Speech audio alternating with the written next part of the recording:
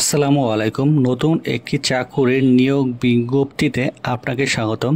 গণপ্রজাতন্ত্রী বাংলাদেশ সরকারের ৪৯তম BCS শিক্ষা ক্যাডার নিয়োগ বিজ্ঞপ্তি প্রকাশিত হয়েছে। বিজ্ঞপ্তিটি অনুযায়ী ৬৮৩ পদে জনবল নিয়োগ করা হবে। আসুন বিভিন্ন সাবজেক্টের বিভিন্ন পদগুলো সম্পর্কে জানা যাক।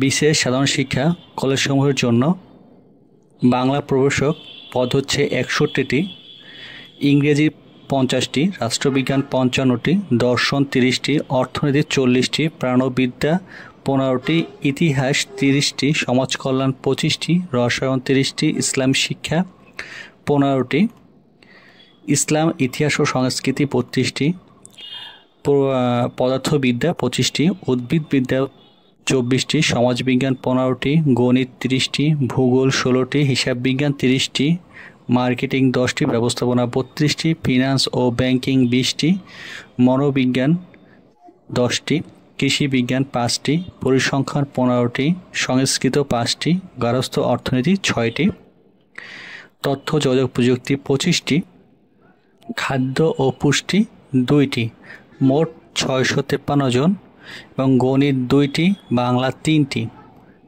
এবং বিজ্ঞান 3টি, ভূগোল 3টি, শিক্ষা 6টি, রাষ্ট্রবিজ্ঞান 4টি, গার্হস্থ্য অর্থনীতি 2টি, ইংরেজি 4টি, ইসলাম আদর্শ 3টি, মোট 30টি।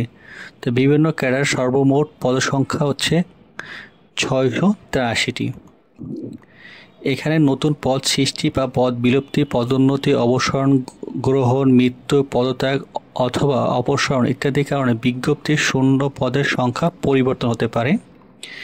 এবং আবেদনপত্র পূরণের ফি জমাদানের তারিখ হচ্ছে 22/7/2025 তারিখ থেকে শুরু হবে, এবং আবেদনপত্র ফি জমাদানের শেষ তারিখ হচ্ছে 22/8/2025 বিকাল 6টা পর্যন্ত আপনারা ফি জমা দিতে পারবেন।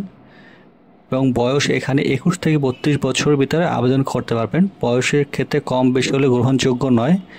ভিডিওটি যদি ভালো লেগে থাকে অবশ্যই লাইক অ্যান্ড সাবস্ক্রাইব করে আমাদের পাশে থাকবেন। ধন্যবাদ।